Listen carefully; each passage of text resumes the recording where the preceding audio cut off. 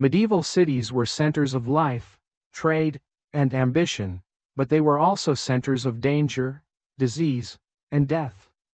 Unlike the orderly streets and infrastructure we take for granted today, medieval urban life was chaotic, filthy, and often deadly. To live in a city during the Middle Ages was to live in constant proximity to threats of violence, pestilence, fire, and collapse. Every day carried risks that modern city dwellers can scarcely imagine, from diseases spreading through overcrowded alleys to sudden riots fueled by hunger and desperation. Cities in medieval Europe grew rapidly as populations swelled, often without planning or sanitation. Streets were narrow, winding, and unpaved. They became clogged with waste, animals, and market stalls, creating conditions that made it almost impossible for people to stay healthy. Human and animal waste were commonly thrown into the streets or into rivers that doubled as both water supply and sewer system. Contaminated water spread diseases like cholera, typhoid, and dysentery, making outbreaks a regular part of city life. Even minor wounds could become fatal infections, and doctors of the time had little understanding of hygiene or germs. Fire was another constant threat. Most buildings were made of wood with thatched roofs, and houses were packed tightly together. A single spark from a fireplace, candle, or forge could ignite an entire block, and fires often spread through whole neighborhoods before anyone could stop them. Medieval firefighting methods were rudimentary at best. Buckets of water, leather pumps, and sheer manpower were the only tools available. Once a fire started, panic often ensured that it would destroy homes, shops, and livelihoods in a matter of hours. Entire cities, including famous ones like London, Paris, and Hamburg, experienced devastating fires that killed hundreds and left thousands homeless. Crime and violence were everyday realities. The streets were dangerous, especially after dark. Pickpockets, thieves, and highwaymen were common, but the real threat often came from organized gangs or disputes between city factions. Law enforcement was minimal and inconsistent. Wealthy merchants and nobles could hire guards, but ordinary citizens had little protection. Feuds between guilds or rival neighborhoods sometimes escalated into full-scale riots, leaving bloodshed in their wake. Even within homes, violence was common. Domestic disputes could turn deadly, and punishments for crimes were brutal, often public, designed to instill fear. Disease was the shadow that hung over every city.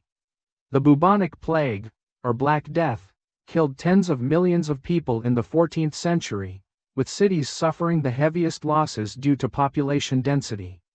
Rats carrying plague-infested fleas thrived in the squalid conditions, spreading the disease rapidly. Hospitals, such as they were overcrowded, unsanitary, and offered little more than prayer and rudimentary care. Plague wasn't the only danger. Smallpox, measles, influenza, and leprosy were also common, and epidemics could wipe out large segments of urban populations in weeks or months. Air in medieval cities was foul.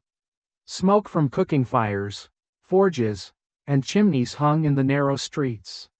Combined with the stench of waste and stagnant water, it created an atmosphere that was suffocating and hazardous to health. People wore little protective clothing and had no knowledge of respiratory hygiene. Respiratory infections were common, and the crowded, damp conditions of city homes made illness almost inevitable. Mortality rates were high, and life expectancy in cities was significantly lower than in rural areas, particularly for children who were vulnerable to disease and malnutrition. Food scarcity and poor nutrition compounded the risks. Grain, the staple of the medieval diet, could be contaminated with mold or pests, leading to illness. Famine was common, and urban populations depended heavily on imported food, which could be delayed, stolen, or ruined. Markets were crowded and unsanitary, and the consumption of spoiled food often led to deadly outbreaks of foodborne illness.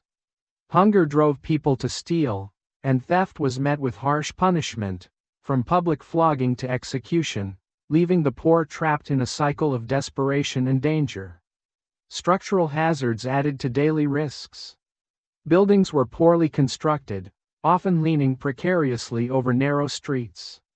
Roofs and balconies could collapse without warning. Bridges and city walls deteriorated over time, and falling debris was a constant danger. Accidents, such as being crushed in crowded market squares or trampled during festivals, were surprisingly common. Urban infrastructure simply could not keep up with the rapid growth of medieval populations. Children faced some of the harshest realities of urban life. They were expected to work from a young age, whether in markets, workshops, or as servants. Play and education were luxuries that most could not afford. Malnutrition, disease, and overwork claimed countless young lives. Survival was uncertain, and the loss of siblings and friends to illness or accidents was a constant part of growing up. For many, the streets themselves became both a playground and a battlefield, filled with dangers that would be unthinkable today. Religious tension and political unrest also turned cities into arenas of violence. Jews, heretics, and other marginalized groups were often scapegoated during times of hardship, facing pogroms, expulsions, or executions. Nobles and city leaders frequently clashed with the populace over taxes, privileges, and control, leading to riots that could engulf entire districts. The urban population lived in a state of heightened alert, where a single rumor or dispute could spark mass violence. Trade and travel brought new dangers in addition to opportunity. Merchants and travelers carried goods, money, and news, but also diseases, bandits, and spies. Foreign goods could be contaminated or stolen, and trade routes were often unsafe. Cities that prospered became magnets for thieves and opportunists. Wealth could offer some protection, but it also attracted envy, theft, and violence. Even the simple act of walking through a market could be perilous. Public health measures were minimal and often counterproductive. Authorities sometimes attempted to regulate markets, clean streets, or control waste, but resources were limited, and corruption was widespread. Efforts to quarantine the sick during outbreaks were inconsistent and poorly enforced. People had little understanding of contagion, and superstition often guided responses to illness more than science. Religious processions, festivals, and crowded churches could amplify the spread of disease, turning communal life into a vector of death. Despite these dangers, cities remained centers of culture, innovation, and opportunity. The lure of work, trade, and social mobility drew people into these hazardous environments. Artisans, merchants, scholars, and clergy all navigated the same streets, balancing ambition with constant awareness of the perils around them. Medieval cities were places where life and death existed side by side, where a single day could bring prosperity, plague, fire, or violence. Survival in a medieval city required vigilance, resilience, and sometimes sheer luck. Families developed strategies to cope with danger, from building homes with defensive features to forming alliances with neighbors or guilds. Markets and neighborhoods were organized to provide some level of protection and support. Yet, no amount of preparation could entirely remove the threats that permeated urban life. Every alley, every marketplace, every crowded street carried the possibility of sudden misfortune. In many ways, medieval cities were experiments in human endurance. They forced people to confront mortality daily, to adapt to unsanitary conditions, and to navigate the constant presence of violence and disease.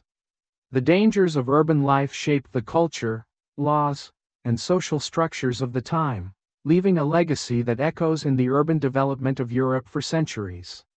Cities that survived these hazards became centers of learning, commerce, and power, but the human cost was staggering. Thousands, perhaps millions, never lived to see the prosperity their cities eventually achieved. Understanding the dangers of medieval cities gives us perspective on the advances of modern urban life.